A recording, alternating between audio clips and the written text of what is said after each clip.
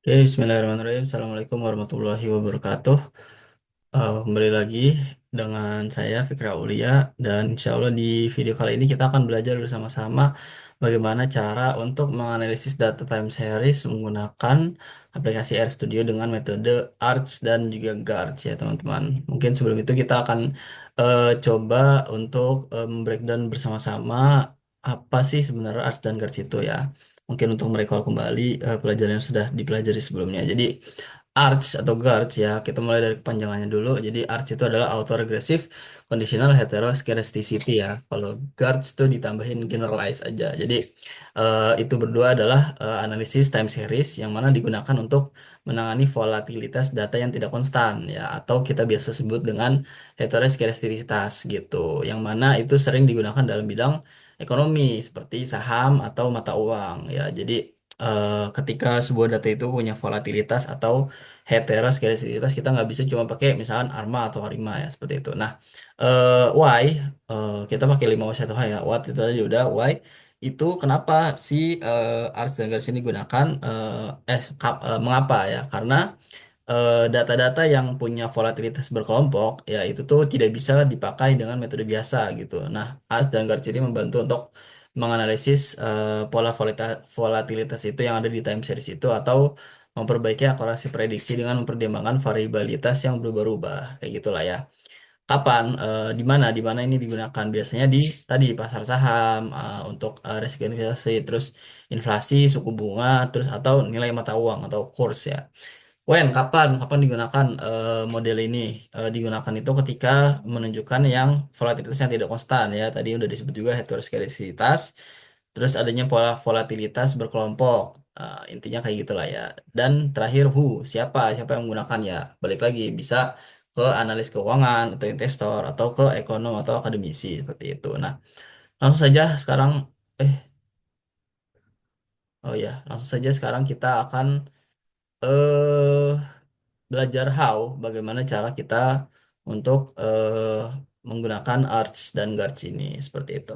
Oke, kita mulai dari membuka datanya. Teman-teman bisa dapat data dari mana saja, dari BI dan dari mana-mana ya. Dalam kasus ini kita menggunakan data inflasi ya. Kita langsung buka di downloads. Ya, ini kita ubah aja. Udah muncul ya di layar ya. Inflasi, sebut aja data INF lah ya, data inflasi seperti itu.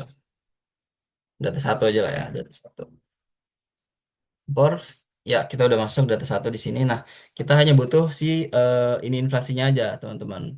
Apa namanya?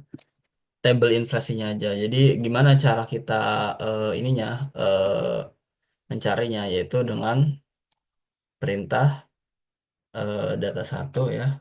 Data satu kan kita punya tadi data satu sama dengan data praktikum inflasi. Nah, jadi kita tadi kan data satu ada namanya, terus sama dengan data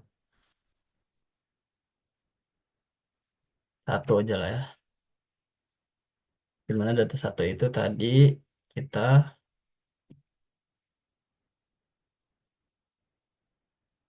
ke koma C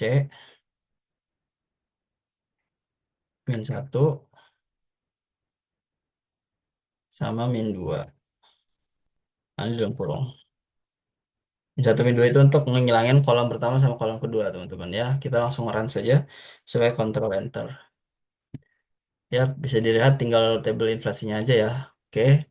Langsung kita akan ubah tadi si data yang ini menjadi data time series karena kita belum bisa membaca data yang tadi sebagai data time series ya. Gimana caranya? Kita tulis ini.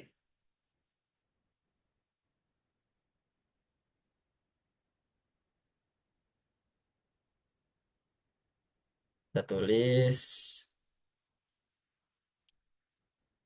dates ya, dengan sequence ya. Ini estate. Nah, kita karena datanya kita tadi mulai dari 2020 ya.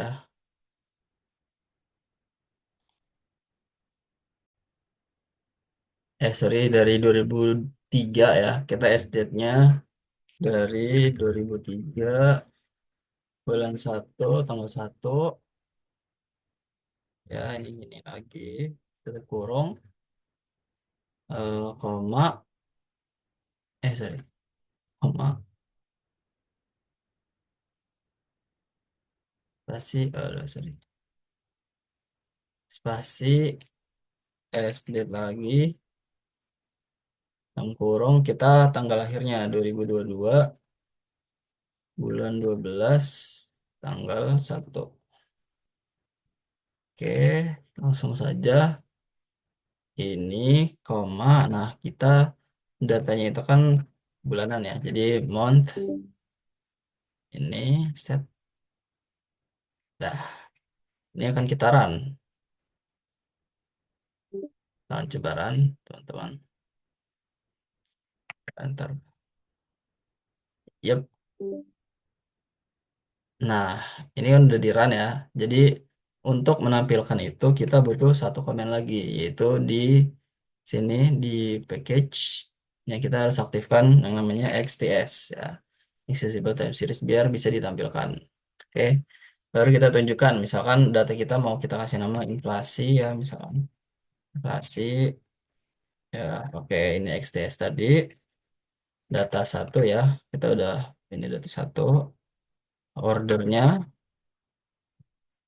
order by sorry, order by si dates tadi yang udah kita ini udah kita tetapkan. Yap.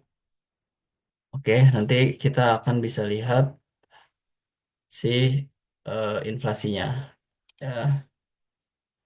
View inflasi. Oke, ini kita kan ya udah kelihatan ya di sini dari 2003 sampai 2020 harusnya 2022 ya udah masuk semua. Oke, karena udah masuk kita langsung cek, eh, kita buat plotnya ya untuk melihat data itu kayak gimana. Ya, kita inflasi,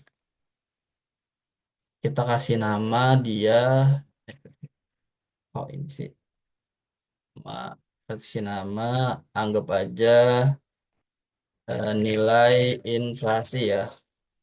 Nanti namanya perlu gitu. Saran. Ya, bisa dilihat di sini sudah membentuk sebuah grafik ya.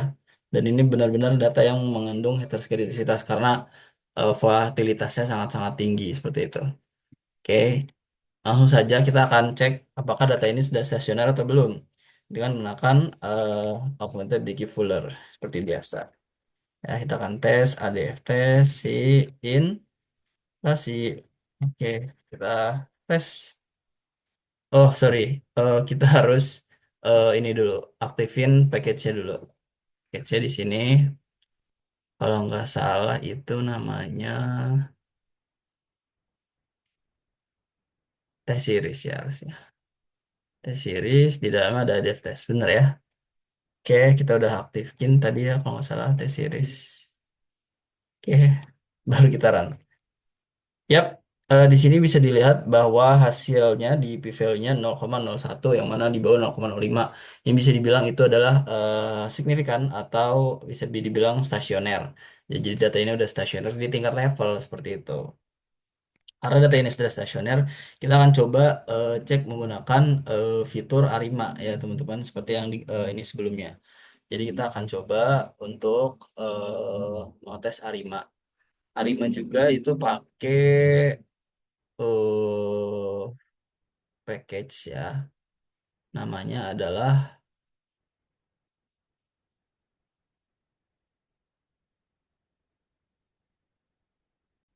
oke, kita menggunakan package forecast ya. Di sini udah ada auto Arima, teman-teman. Jadi di RStudio ya, dia sangat-sangat powerful. Jadi Kalau misalnya di SPSS di Stata itu kita harus Arima cari model Arima sendiri, kita langsung bisa auto Arima di sini. Ngecit dia guys. Arima ya kita lihat inflasi. Nah, ini untuk trace-nya, untuk trace itu apa? Trace itu nanti kayak history-historinya gimana cara dia nyarinya itu bisa tampil. Kita T atau true ya. Langsung kita run. Eh, belum di checklist. Ya, langsung di run. Ya, bisa dilihat di sini ya, dia mencoba semuanya 212, 010, bla bla bla, sampai terakhir ya. Nah, yang bisa dikatakan paling terbaik ya modelnya itu adalah di Arima 311 ternyata ya dengan nilai IC ini kayaknya atau nilai yang apalah itu adalah paling kecil 1155 ya. Kita bisa lihat di sini nilai ininya yang lain itu adalah yang paling baik di sini. Nah, jadi kita setelah menemukan model terbaiknya adalah di Arima 311. Oke. Nah, untuk itu kita akan menggunakan model Arima itu ya, teman-teman. Oke, untuk itu kita akan menggunakan model yang sudah kita cari tadi ya. Kita pakai Arima si inflasi ini. Kemudian kita pakai ordernya itu non C ya. Kita pakai ordernya tadi 3, kemudian 1 ya.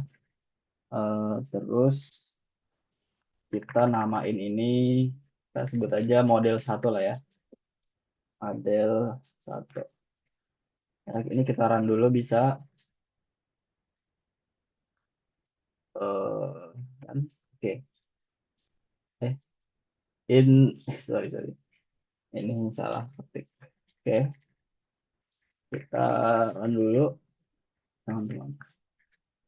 Oke, untuk menampilkan si koefisiennya, kita harus mengaktifkan dulu sebuah package ya, yang mana itu adalah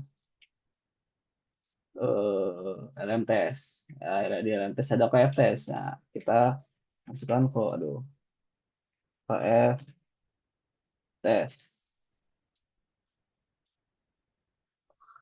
Kan dulu. Udah aktif KFTS-nya. Masukkan tadi model 1 ya. Oke, kita run. Ini KFTS. Ya, sebenarnya ini kurang lebih sama ya dengan tadi hasilnya si apa namanya Arima. Cuman dia lebih lengkap karena dia punya Z value sama signifikansinya ya. Lihat AR1 0,343 sama aja. Ya, AR2 0,8 sama aja dan lain sebagainya ya kayak gitu.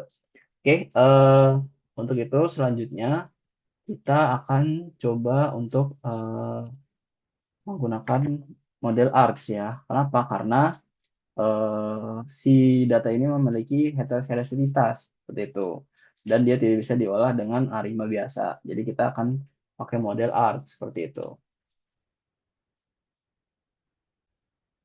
Oke, untuk itu kita akan menggunakan model ART ya teman-teman. Kita akan ART test. Ya, jadi kita akan lihat di sini apakah benar gitu. Kalau misalkan ini tidak bisa pakai model ARIMA saja karena dia mengandung heteroskedasitas. Sekarang, oh sorry sorry. Kita harus mengaktifkan dulu sebuah ini ATSA seperti itu ya. Ini ada hard test. Oke, kita hard test dulu. Set. Nah, di sini bisa dilihat teman-teman bahwa dari PQ test dan LM testnya menunjukkan bahwa ini semuanya berada di bawah 5% ya. Mungkin ada beberapa yang ada di atas dan juga kita bisa dilihat dari nilai residualnya dan juga residual kuadratnya bahwa ini garis tengahnya ya ini sebaran umumnya seperti ini dan ada beberapa titik-titik yang sangat apa ya bisa dibilang berjauhan gitu dari garis tengahnya. Seperti ini juga ya ada yang jauh banget gitu. Nah, ini menandakan bahwa data ini mengandung sebuah heteroskedasitas gitu. Makanya tidak bisa pakai cukup dengan ARIMA saja. Kita harus menggunakan ART seperti itu.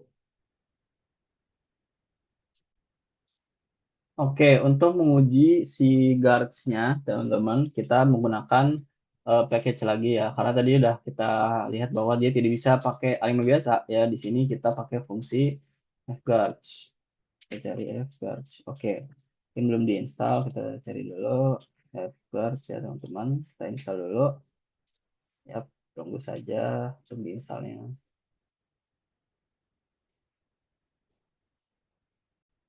Ya, sudah masuk ya F-Guards. Kita langsung aktifkan saja. Sorry, F-Guards, klik. Nah, karena di dalam F-Guards itu ada namanya Guard Suite ya teman-teman. Kita akan pakai Guard Suite ini. Ya, jadi kita ikuti saja eh, komennya Guard Suite. Guard Suite.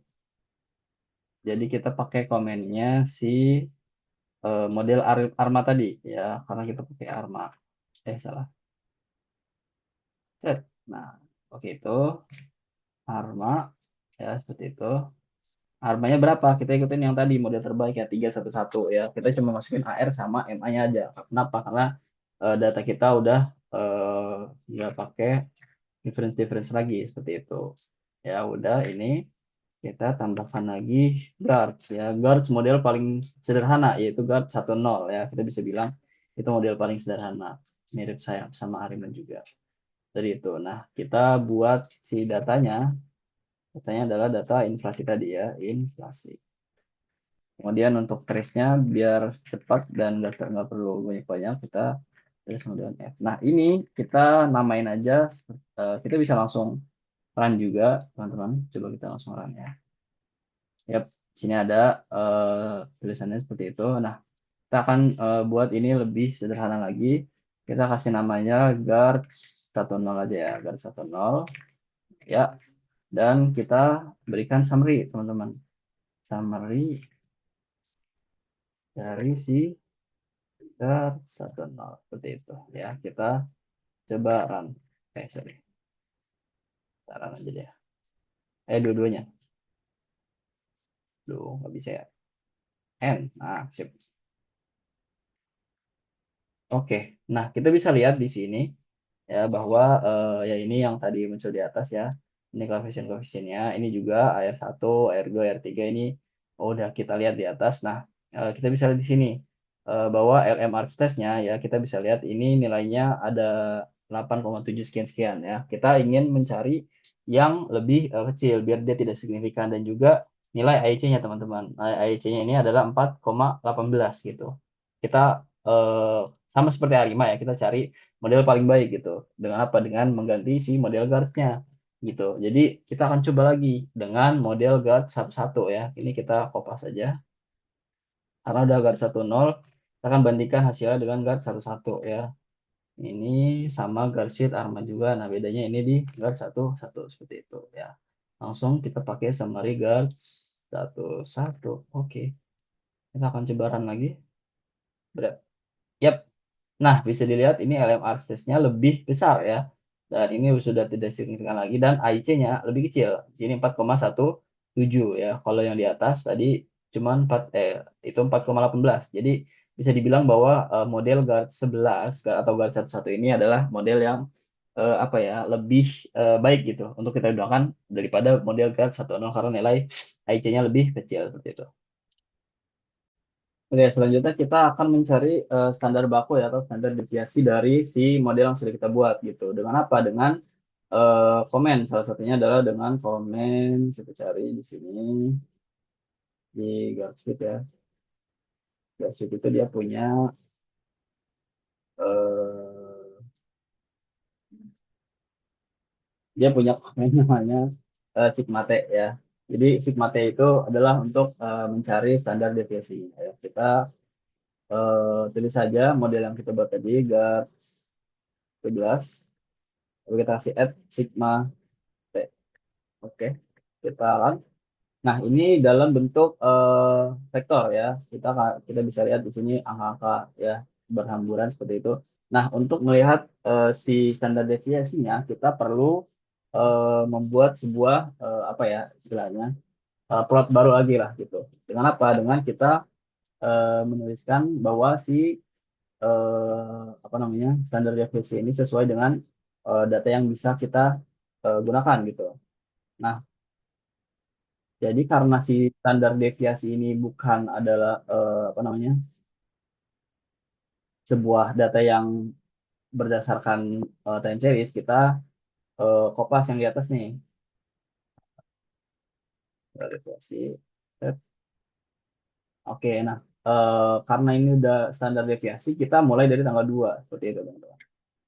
ya standar mulai dari tanggal 2 seperti itu, sama ini month segala macam sama ya. Nah, untuk ininya kita ubah sedikit aja ya, jadi kita nama ini dash 2 biar nggak tabrakan, sequence-nya sama dengan ini juga xdate bla bla bla month.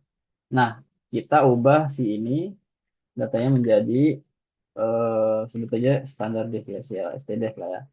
Oke, dengan xtx. Nah, data satunya kita ubah menjadi guard sigma t tadi ya, untuk rujukannya seperti itu. Biar dia bisa masuk ke si plotnya. Gitu ya. Oke, sudah order by dates-nya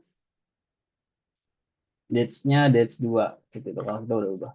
Nah, ini kita bisa langsung run saja seperti itu. Kita langsung run.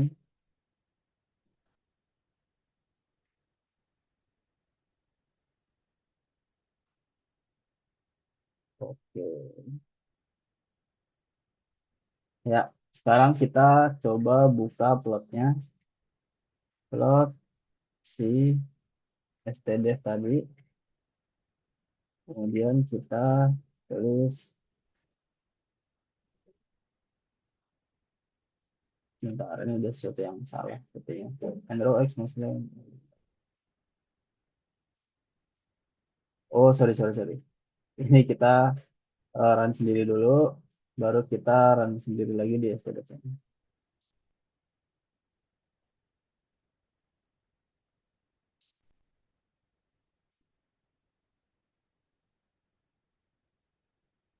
Oke. Ya, kita coba dulu lah ya. Plot stdf, kita kasih nama, namanya adalah simpang baku. Kita akan coba lihat plotnya. Ya, ini sepertinya ada yang salah. Oke, ini ada sedikit kesalahpahaman ya. Harusnya kita tetap tidak ubah si batch satunya, jadi tetap di bulan satu ya. Jadi tidak berubah seperti itu karena dia tidak fast difference gitu. Kita coba ya. Bread, kita akan coba cara definitionnya. Oke, bisa. Dan kita akan lihat bagaimana bentuk plotnya ya. Kalau tadi bentuk vektor, sekarang kita bentuk plotnya. Yap, sudah terlihat bahwa ini bentuk simpangan baku dari si apa namanya data inflasi ini gitu ya, teman-teman. Kita bisa melihat beberapa inilah ya. Oke, selanjutnya setelah kita melihat simpanan baku, kita akan membuat sebuah forecasting ya. Jadi setelah kita tahu simpanan bakunya seperti ini, kita akan memforecast si apa namanya si guards ini, si arch ini dengan apa? Dengan tadi kita bisa lihat di sini dalam F-Guards ya, di situ ada sebuah eh, perintah untuk predict ya, sorry di search it.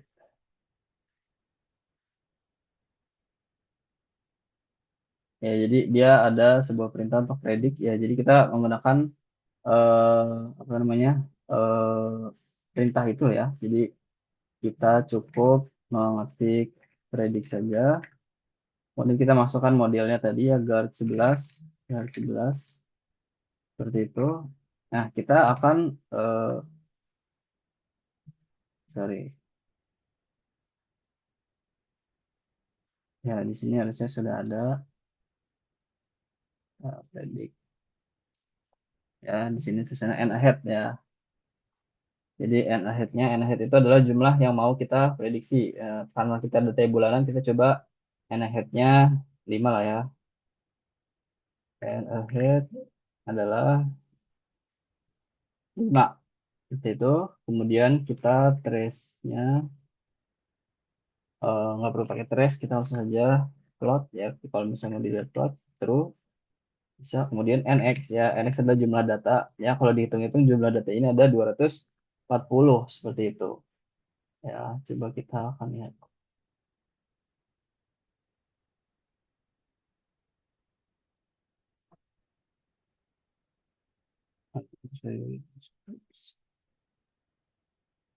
Oke, ini harusnya di spasi ya teman-teman. Salah. Ya langsung saja. Apa ya ini?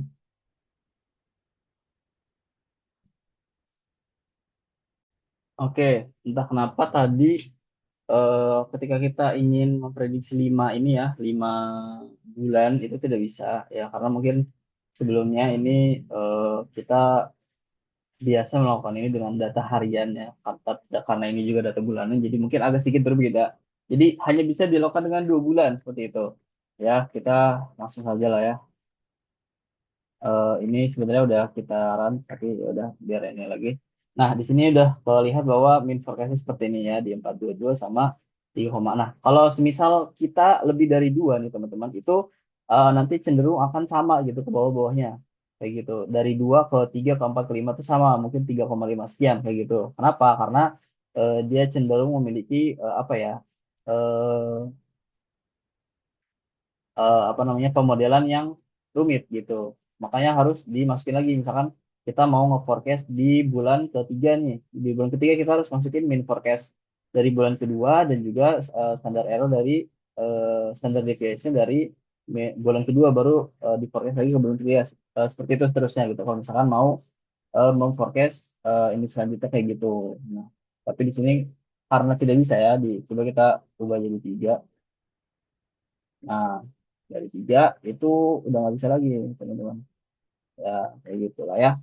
Oke, dan ini juga udah ada plotnya. Bisa dilihat forecastingnya seperti apa. Dan emang cenderung turun ya. Kalau dari bulan sebelumnya, kita bisa lihat di sini. Ya, jadi seperti itu, teman-teman.